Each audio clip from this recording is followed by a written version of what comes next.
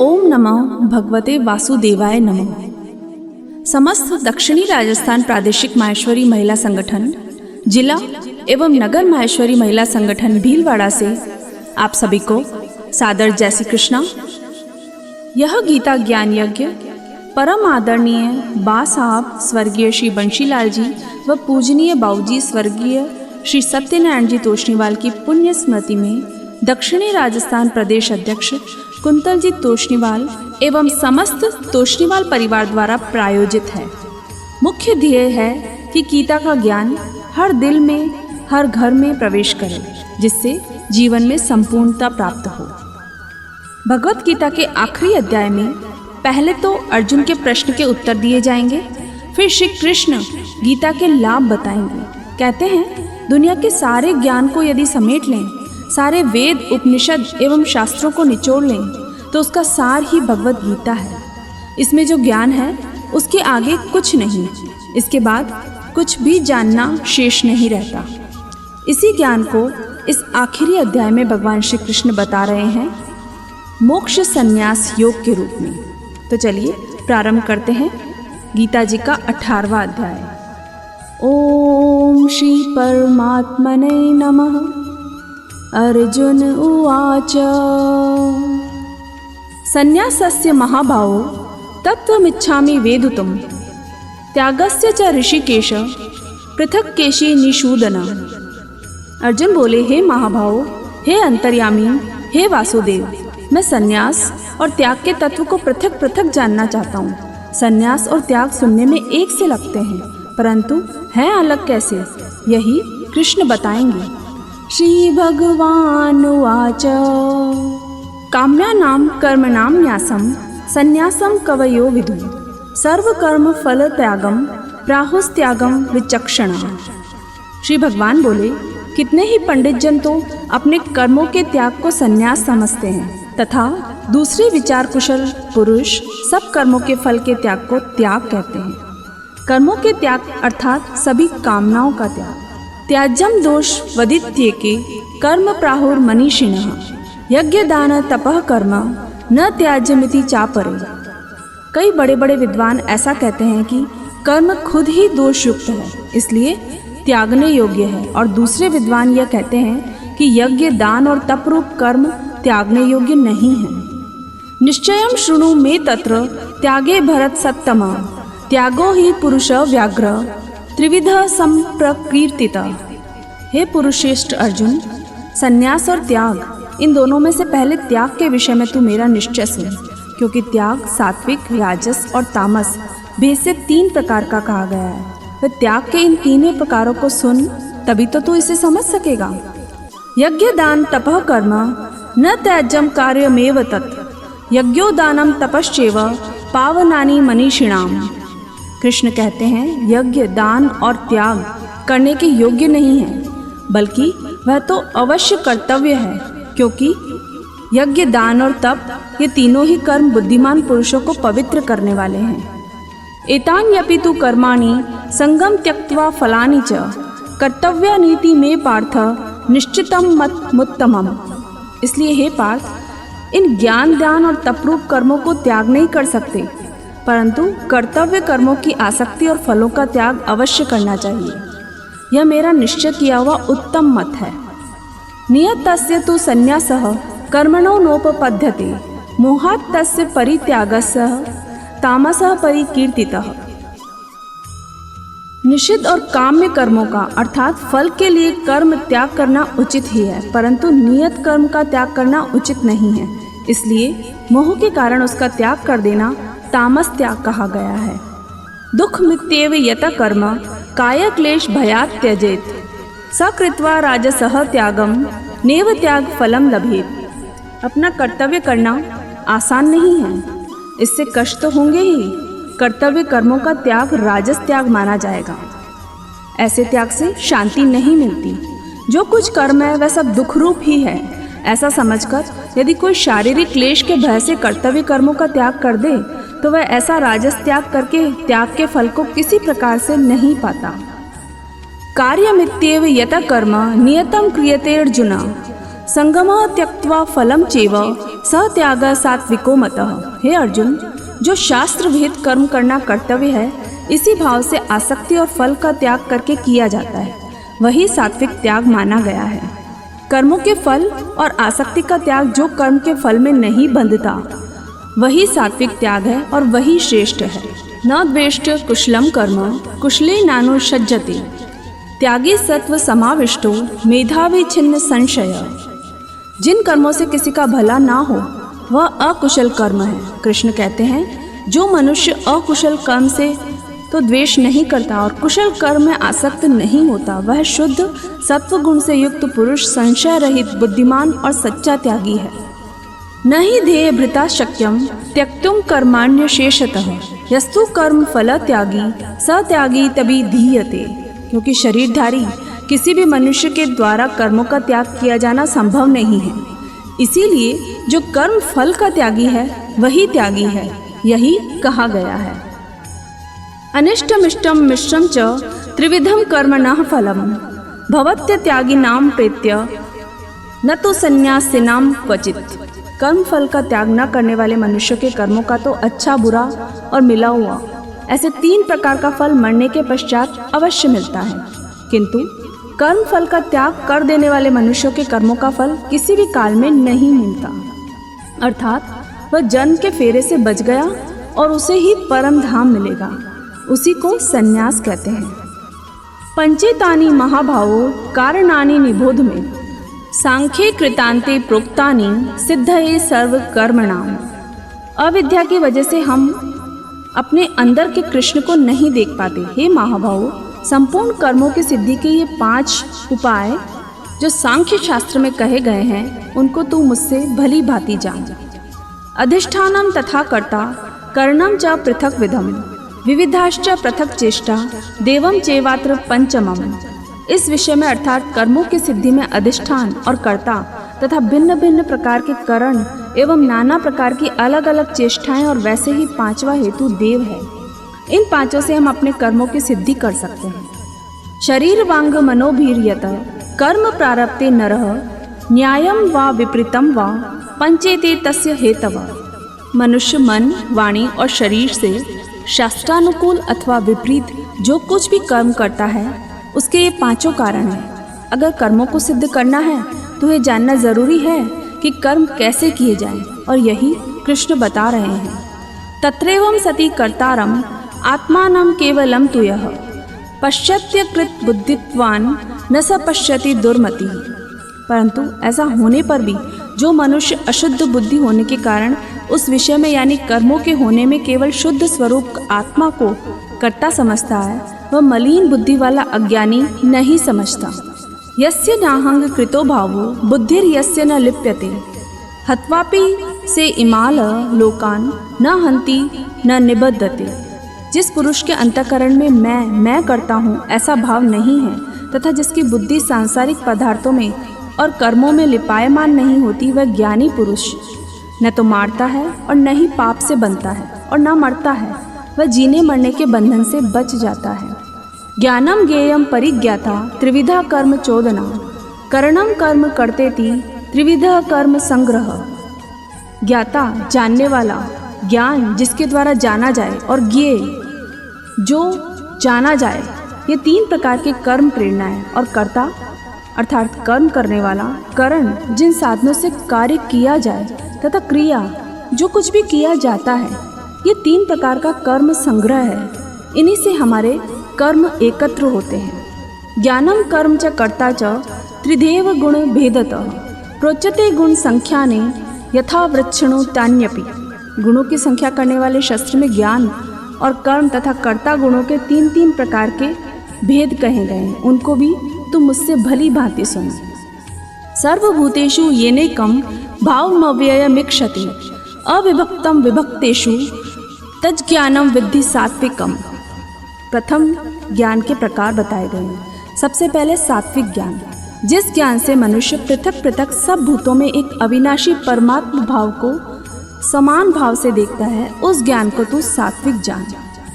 पृथक्त्वेन तु यज्ञानं नानाभावान् पृथक विधान वेत्ति सर्वेषु भूतेषु तज्ज्ञानं विद्धि राजसम। ज्ञान के अलग अलग प्रकार बताते हुए कृष्ण राजसी ज्ञान के बारे में बता रहे हैं। किंतु जो ज्ञान अर्थात जिस ज्ञान के द्वारा मनुष्य संपूर्ण भूतों में भिन्न भिन्न प्रकार के नाना भावों को अलग अलग जानता है, उस ज्ञान को तू राजस जान, अर्थात जो स्वयं को अलग दूसरे को अलग, ये अच्छा वह बुरा, उसे ही राजस ज्ञान कहते हैं। यत्तु कृष्ण वदेक्स्मिन् कार्यसक्त महेतुकम् अततत्वार्थ वदल्पम च तत्तामस मुदायतम। परंतु जो ज्ञान एक कार्य रूप शरीर में ही संपूर्ण के सदृश आसक्त है तथा जो बिना युक्ति वाला तात्विक अर्थ से रहित और तुच्छ है, वह तामस कहा गया है। अर्थात जो समझता है ये शरीर ही सब कुछ है और कुछ भी नहीं, वह तामसी ज्ञान है। नियतम संग रहितम अराग द्वेषतः कृतम अफलापेप्सुना कर्म यततः सात्विक मुच्यते। अब कृष्ण कर्म के अलग अलग प्रकार बता रहे हैं। जो कर्म शस्त्र विधि से नियत किया हुआ और कर्तापन के अभिमान से रहित हो तथा फल न चाहने वाला पुरुष द्वारा बिना राग द्वेष के किया गया हो, वह सात्विक कहा गया है। कर्म शास्त्रों के अनुसार होना चाहिए, वह करने वाले में अभिमान नहीं होना चाहिए, यही सात्विक कर्म है। यत्तु कामेप्सुना कर्म सांगकारेण वा पुनः क्रियते बहुलायासम तद राजस मुदायतम। जो कर्म बहुत परिश्रम से युक्त होता है तथा भोगों को चाहने वाला पुरुष द्वारा या अहंकार युक्त पुरुष द्वारा किया जाता है, वह कर्म राजस कहा गया है। कर्म शास्त्र के अनुसार है, परंतु यदि करने वाले में अहंकार है तो वह राजसी कर्म है।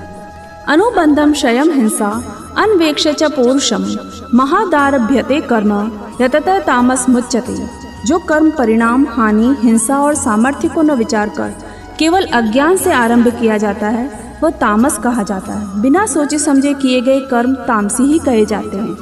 सोच समझ का अभाव होता है इनमें। मुक्त संगो नहम वादी धृत्युत्साह समन्वितः सिद्धय सिद्धयोर निर्विकारः कर्ता सात्विक उच्यते। कृष्ण कर्ता के रूपों को समझा रहे हैं। कर्ता यानी करने वाला, जो कर्ता संग रहित, अहंकार के वचन न बोलने वाला, धैर्य और उत्साह से युक्त तथा कार्य के सिद्ध होने और न होने में हर्ष शोकादि विकारों से रहित है, वह सात्विक कहा जाता है। सात्विक कार्य पूर्ण होने पर ना तो खुश होता है ना ही दुखी होता है। रागी कर्म फल प्रेप्सुर लुब्धो हिंसात्मको शुचि हर्ष शोकान्वित कर्ता राजसः परिकीर्तितः। जो कर्ता आसक्ति से युक्त, कर्मों के फल को चाहने वाला और लोभी है तथा दूसरों को कष्ट देने के स्वभाव वाला, अशुद्धचारी और हर्ष शोक से लिप्त है, वह राजस कहा गया है। कर्म करते हुए फल की इच्छा या लालच करना राजसी करता है। अयुक्तः प्राकृतः स्तभ क्षणो निष्कृति कोलसः विषादी दीर्घ सूत्री च कर्ता तामस उच्यते। अब कृष्ण तामसी कर्ता को समझा रहे हैं। तामसी यानी नाश करने वाला।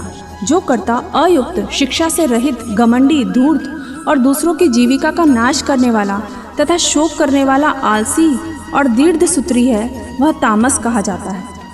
बुद्धेर भेदम दितेश्चैव गुणतस्त्रिविधम शृणु शोच्यमानमशेषेण पृथक्त्वेन धनंजय। ज्ञान कर्म कर्ता के भेद बताने के बाद अब कृष्ण बुद्धि व धृति का भेद बता रहे हैं। धृति अर्थात स्वयं पर नियंत्रण की शक्ति। कृष्ण कहते हैं, हे धनंजय, अब तो बुद्धि का और धृति का भी गुणों के अनुसार 3 प्रकार का भेद मेरे द्वारा संपूर्णता से विभाव पूर्वक कहा जाने वाला सुन। प्रवृत्तिम च निवृत्तिम च कार्याकारे भयाभये बंधम मोक्षम च या वेत्ति बुद्धि सा पार्थ सात्विकी। इस श्लोक में कृष्ण सात्विक बुद्धि को समझा रहे हैं। हे पार्थ, जो बुद्धि प्रवृत्ति मार्ग और निवृत्ति मार्ग को, कर्तव्य और अकर्तव्य को, भय और अभय को तथा बंधन और मोक्ष को यथार्थ जानती है, वह बुद्धि सात्विकी है। यया धर्म मधर्म च कार्यम चाकार्यमेव च अयथावत प्रजानाति बुद्धि सा पार्थ राजसी। हे पार्थ, मनुष्य जिस बुद्धि के द्वारा धर्म और अधर्म को तथा कर्तव्य और अकर्तव्य को भी नहीं जानती, वह बुद्धि राजसी है। जो बुद्धि आपको ये बता ही नहीं पाती कि आपके कर्म सही हैं या गलत, वह राजसी बुद्धि है। अधर्मम धर्ममिति या मन्यते तमसावृता सर्वार्थान विपरीतांश च बुद्धि सा पार्थ तामसी। हे अर्जुन, जो तमोगुण से घिरी हुई बुद्धि अधर्म को भी यह धर्म है ऐसा मान लेती है तथा इसी प्रकार अन्य संपूर्ण पदार्थों को भी विपरीत मान लेती है, वह बुद्धि तामसी है। सात्विक यथार्थ को यानी सत्य को बताती है, राजसी संदेह में रहती है तथा तामसी उल्टा बताती है, धर्म को अधर्म बताती है। धृत्या यया धार्यते मनः प्राणेन्द्रिय क्रिया योगेना व्यभिचारिण्या धृति सा पार्थ सात्विकी। हे पार्थ, जिस अव्यभिचारिणी धारण शक्ति से मनुष्य ध्यान योग के द्वारा मन प्राण और इंद्रियों की क्रियाओं को धारण करता है वह धृति सात्विक है। धृति वो होती है जिससे आप निर्धारित लक्ष्य को अपनी आँखों से हटने नहीं देते, इसे ही धारणा शक्ति कहते हैं। और श्री कृष्ण ने यही श्लोक में सात्विक श्रुति के बारे में बताया है। यया तो धर्म कामार्थान धृत्या धारयते अर्जुन प्रसंगेन फलाकांक्षी धृति सा पार्थ राजसी। परंतु हे पृथापुत्र अर्जुन, फल की इच्छा वाला मनुष्य जिस धारण शक्ति के द्वारा अत्यंत आसक्ति से धर्म अर्थ और कामों को धारण करता है वह धारण शक्ति राजसी है। राजसी धृति वाला मनुष्य मोक्ष नहीं चाहता बल्कि वो तो संसार में और बंधना चाहता है। उसे लगता है यही सच्चा सुख है। यया स्वप्नम भयम शोकम विषादम मदमेव च न विमुच्यति धर्मेदा धृतीय सा पार्थ तामसी। कितने लोग वे हैं जिन्हें हम खलनायक दुष्ट या बुरा बताते हैं। हे पार्थ, दुष्ट बुद्धि वाला मनुष्य जिस धारण शक्ति के द्वारा निद्रा भय चिंता और दुख को तथा उन्मत्ता को भी नहीं छोड़ता अर्थात धारण किए रहता है वह धारण शक्ति तामसी है। सुखम त्विदानीम त्रिविधम शृणु मे भरतर्षभ अभ्यासाद रमते यत्र दुखांतम च निगच्छति यत्तग्रे विषमेव परिणामे मृतोपपम तत्सुखम सात्विकम प्रोक्तम मात्म बुद्धि प्रसादजम। इन दोनों श्लोक में श्री कृष्ण सुख को परिभाषित कर रहे हैं। हे भरत श्रेष्ठ, अब 3 प्रकार के सुख को भी तू जान। जिस सुख में साधक मनुष्य भजन ध्यान और सेवादि के अभ्यास से रमन करता है और जिससे दुखों के अंत को प्राप्त हो जाता है, जो ऐसा सुख है वह आरंभ काल में यद्यपि विष के तुल्य प्रतीत होता है परंतु परिणाम में अमृत के तुल्य है। इसलिए वह परमात्मक विषयक बुद्धि के प्रसाद से उत्पन्न होने वाला सुख सात्विक कहा गया है। जैसे बचपन में पढ़ाई में मन नहीं लगता परंतु बाद में इसका परिणाम अमृत तुल्य है, ठीक वैसे ही प्रथमतया परमात्मा में चित्त नहीं लगता। विषयेन्द्रिय संयोगाद यद्दग्रे मृतोपभम परिणामे विषमेव तत्सुखम राजसम स्मृतम। जो सुख विषय और इंद्रियों के संयोग से होता है यानी दुनिया के सारे सुख वह पहले अमृत के तुल्य प्रतीत होते हैं परंतु बाद में परिणाम विष के तुल्य है, इसीलिए वह सुख राजस सुख कहा गया है। यदग्रे चानु बंधे च सुखम मोहन मात्मनः निद्रालस्य प्रमोदो तत्थम तत्तामस्मुदायतम। जो सुख भोग काल में तथा परिणाम में भी आत्मा को मोहित करने वाला है वह निद्रा आलस्य और प्रमाद से उत्पन्न सुख तामस कहा गया है। न तदस्ति पृथ्वीव्याम वा दिवि देवेषु वा पुनः सत्वम प्रकृति जेर मुक्तम यदेभी स्यात् त्रिभिर्गुणे। पृथ्वी में या आकाश में अथवा देवताओं में तथा इसके सिवा और कहीं भी ऐसा कोई भी सत्व नहीं है जो प्रकृति से उत्पन्न इन तीनों गुणों से रहित हो। स्वयं को पहचानने के लिए कृष्ण ने यही रामबाण गुण बताए हैं। ब्राह्मण क्षत्रिय विषाम शूद्राणाम च परंतप कर्माणि प्रविभक्तानि स्वभाव प्रभवेर गुणे। हे परंतप, ब्राह्मण क्षत्रिय और वैश्यों के तथा शूद्रों के कर्म स्वभाव से उत्पन्न गुणों द्वारा विभक्त किए गए हैं। शमोदमस तपशोचम शांति रार्जवमेव च ज्ञानम विज्ञाना मास्तिक्यम ब्रह्म कर्म स्वभावजम। कौन से ऐसे गुण हैं जो आपको ब्राह्मण मानते हैं? अंतःकरण का निग्रह करना, इंद्रियों का दमन करना, धर्म पालन के लिए कष्ट सहना, बाहर भीतर से शुद्ध रहना, दूसरों के अपराधों को क्षमा करना, मन इंद्रिय और शरीर को सरल रखना, वेद शास्त्र ईश्वर और परलोक आदि में श्रद्धा रखना, वेद शास्त्रों का अध्ययन अध्यापन करना और परमात्मा के तत्व का अनुभव करना, ये सब के सब ब्राह्मण के स्वाभाविक कर्म हैं। ब्राह्मण के हर कार्य में सरलता एवं सादगी होती है। शौर्यम तेजो धृतिर्दाक्ष्यम युद्धे चाप्य पलायनम दानमीश्वर भावश्च शास्त्रम कर्म स्वभावजम। अब जानिए कि क्षत्रिय के क्या गुण होते हैं। शूरवीरता, तेज, धैर्य, चतुरता और युद्ध में न भागना, दान देना और स्वाभिमान, ये सब के सब क्षत्रिय के स्वाभाविक कर्म हैं। कृषि को रक्ष वाणिज्यम वैश्य कर्म स्वभावजम परिचर्यात्मकम कर्म शूद्रस्यापि स्वभावजम। इस श्लोक में कृष्ण वैश्य एवं शूद्र के कर्म बता रहे हैं। खेती, गौपालन और क्रय विक्रय रूप सत्य व्यवहार ये वैश्य के स्वाभाविक कर्म हैं तथा सब वर्णों की सेवा करना शूद्र का भी स्वाभाविक कर्म है। स्वे स्वे कर्मण्यभिरतः संसिद्धिं लभते नरः स्वकर्म निरतः सिद्धिं यथा विन्दति तच्छृणु। अपने अपने स्वाभाविक कर्मों में तत्परता से लगा हुआ मनुष्य भगवत प्राप्ति रूप परम सिद्धि को प्राप्त हो जाता है। अपने स्वाभाविक कर्म में लगा हुआ मनुष्य जिस प्रकार से कर्म करके परम सिद्धि को प्राप्त होता है, उस विधि को तो सुन। यानी सभी को अपने अपने स्व कर्म करने हैं, तब आपको सिद्धि पाने से कोई भी नहीं रोक सकता। यतः प्रवर्तिर्भूतानां येन सर्वमिदं ततं स्वकर्मणा तमभ्यर्च्य सिद्धिं विन्दति मानव।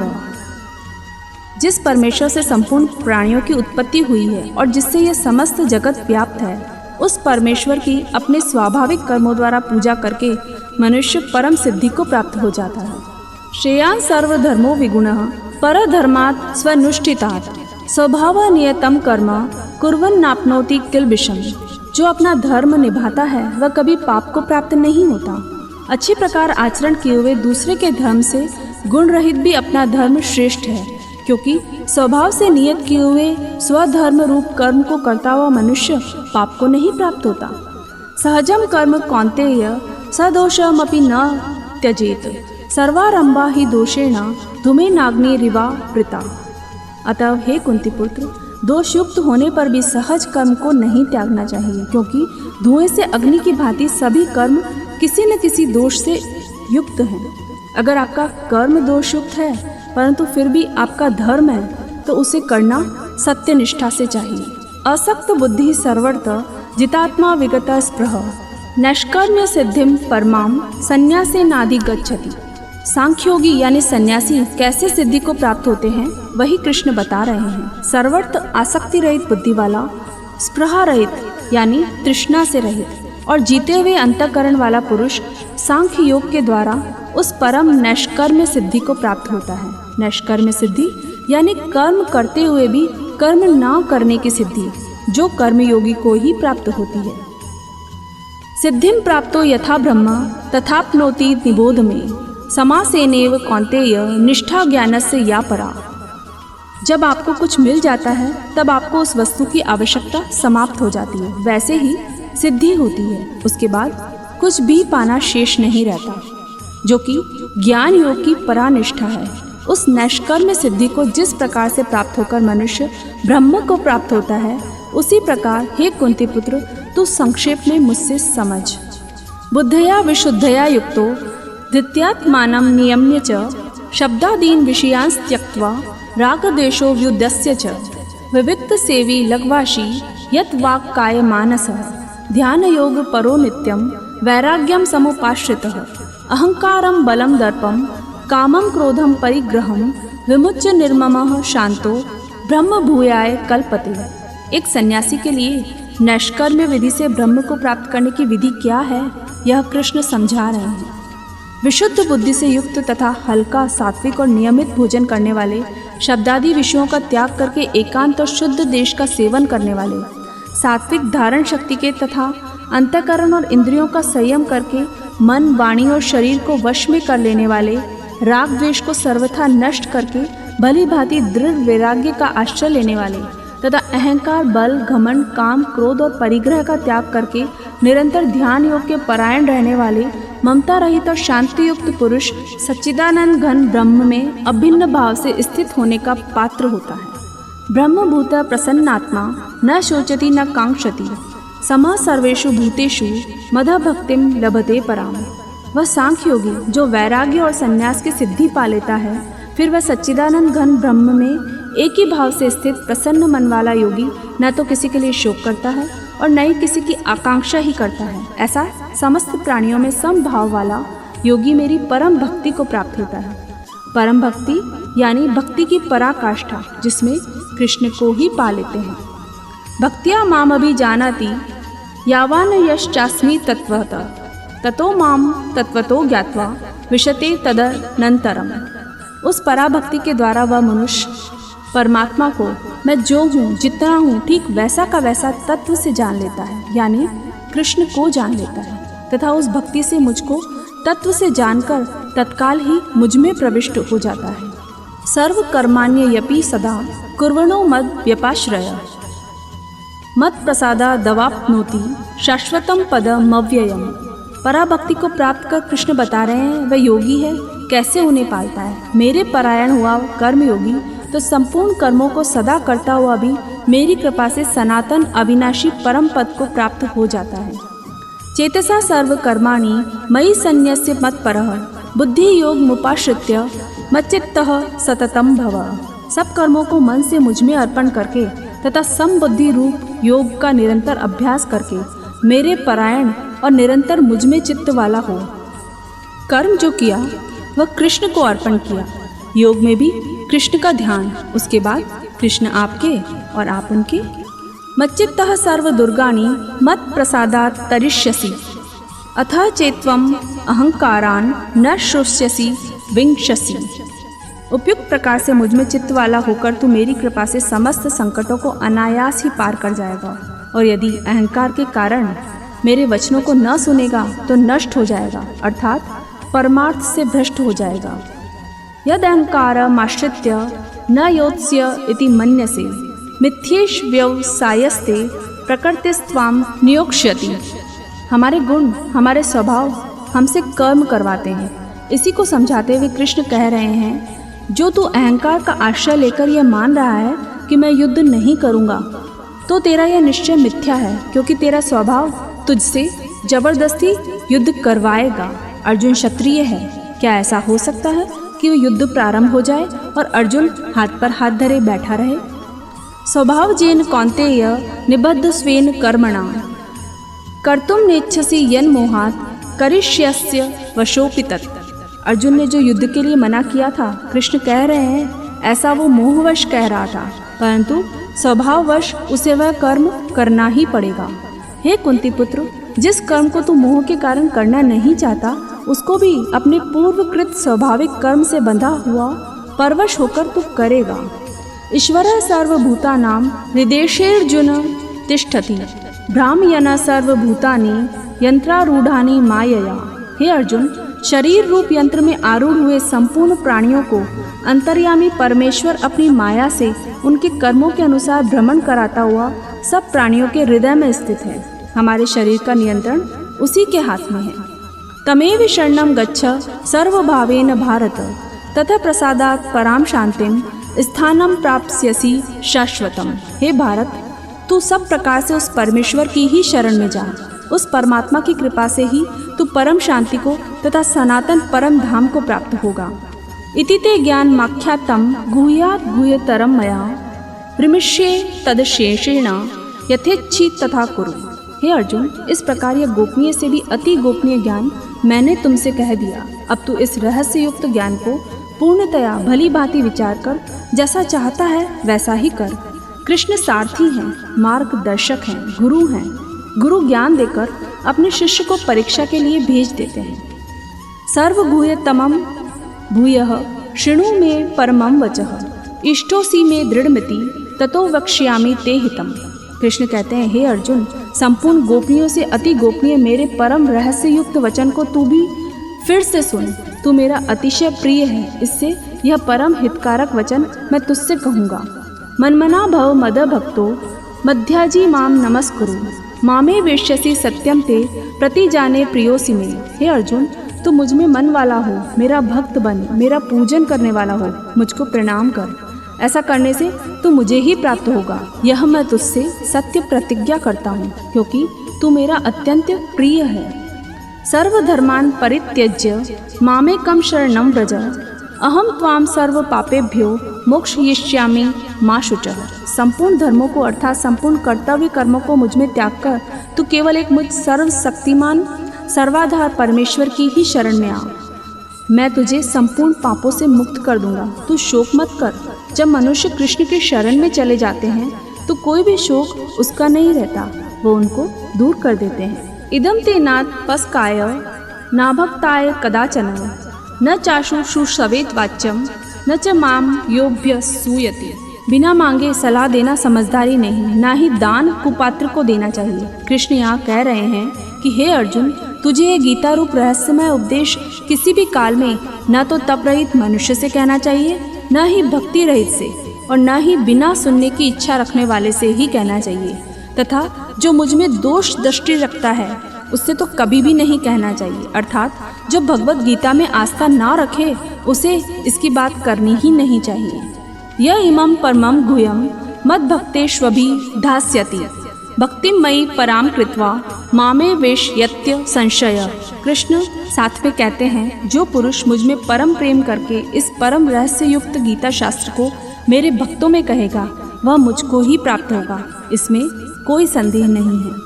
न च तस्मान् मनुष्येषु कश्चिन् मे प्रियकृत्तमा भविता न च मे तस्मा धन्यः प्रियतरो भुवि।